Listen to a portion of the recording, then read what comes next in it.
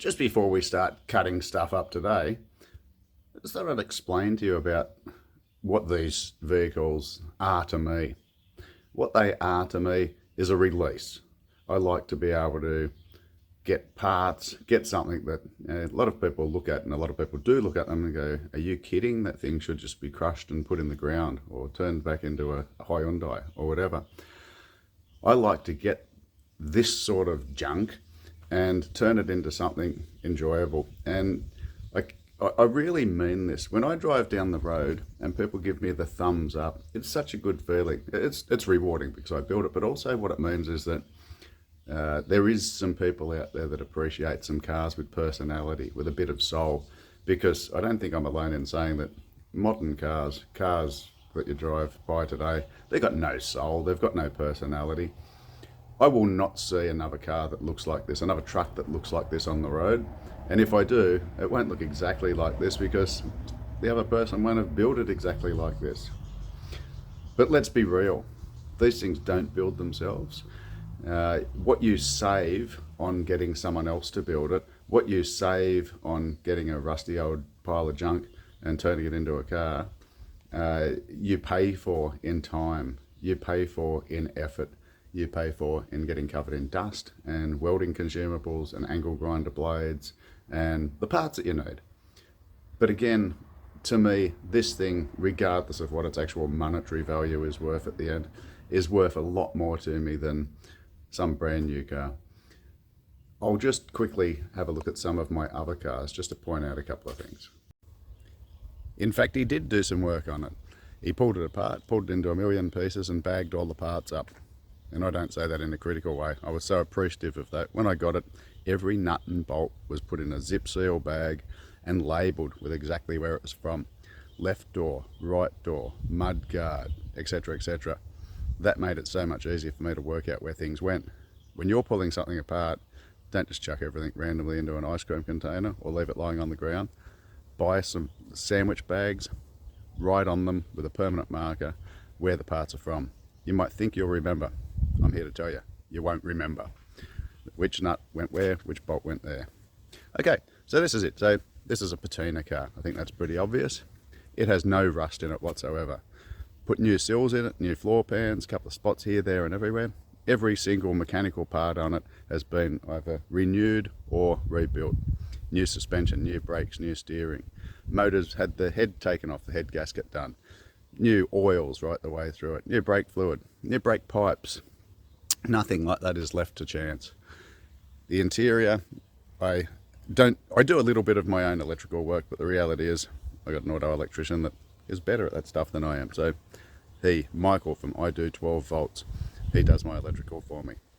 Brett Copping from Brett Copping Auto Trim does my interior. His work speaks for itself. He's done several cars for me now, and one is better than the next.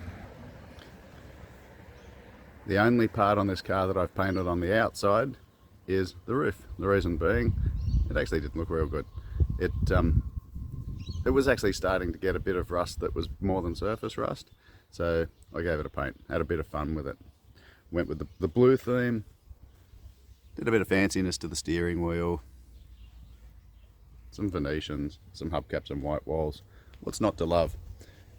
I am going to drop this thing 50mm in the back. Looks pretty good as it is. I think it'll look better lower. So there'll be more on this guy later, or lady later, Audrey. This is my 1964 XM Falcon station wagon. That's right, it's exactly the same as that. This one came from South Australia, from a place called Crystal Brook. It had been sitting in a shed, let's call it a barn find, for about 20 years. It was a one owner before the person that got the car out of that property took it. Every single rubber, bush, mechanical component in it was just completely worn out. So what this is now is it's a 302 C4 Borg-Warner Centura diff. It's engineered, it's got late model Falcon brakes and steering and all sorts of things on it. While it looks the same as this one is a completely different car. This is a wolf in sheep's clothing. We'll do more on this one as well. But again, this was a dry country car. This one had even less rust than what this one did. I've got to be honest, it's getting a little bit coming through in it now, and I'll probably do an absolute total rebuild on this thing. Not mechanically, because mechanically it's good, but body-wise. It's just difficult for me to decide whether I leave the originality of it there or whether I change it. It's not within my makeup to leave things standard.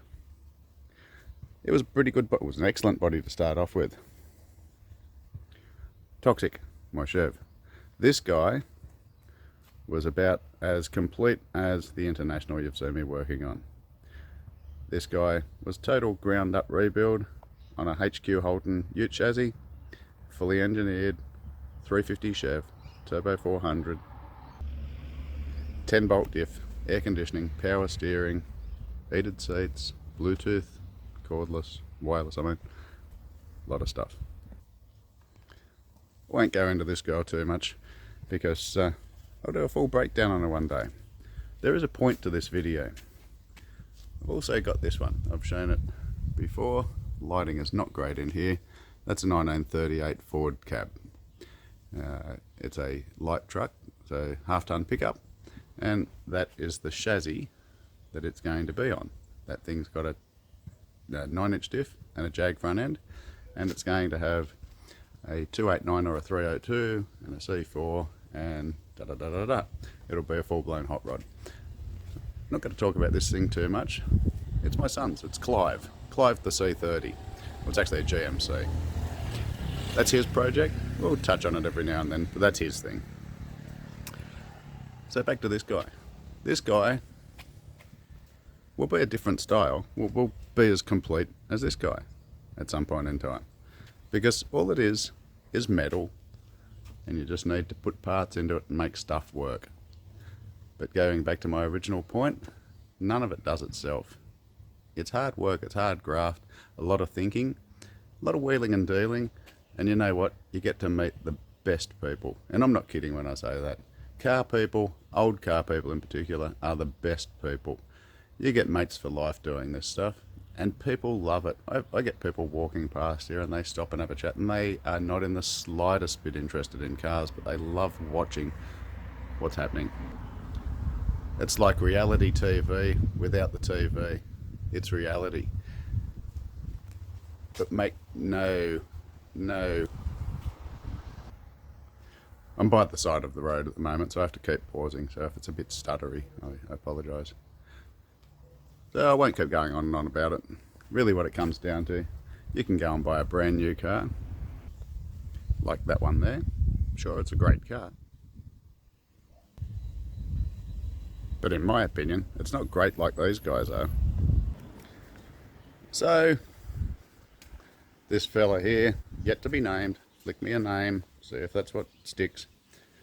This guy here is going to come up as good as any of those cars. Why? Because I'm going to be putting a lot of blood, sweat and tears, swearing, getting metal splinters in my arms, cutting myself, again, setting myself on fire. Believe me, I do set myself on fire. You'll see it happen. And I'll probably hurt my back. I'll drop things on myself. I'll get frustrated. I'll get annoyed. I'll want to throw the tools at it. I'll want to give it up. Someone will walk past and I'll ask them if they want it for free because I'm sick to death of it. But at the end of the day, I'll finish it. I'll love it. I'll get lots of nods and thumbs up. And to me, it's a therapy. I love doing this stuff. Keeps me young because I'm actually only 21 years of age. It keeps me young, and what can I say? Nothing more. I've got to shut up. I've got to stop rambling. Let's do some work. This thing's not going to build itself.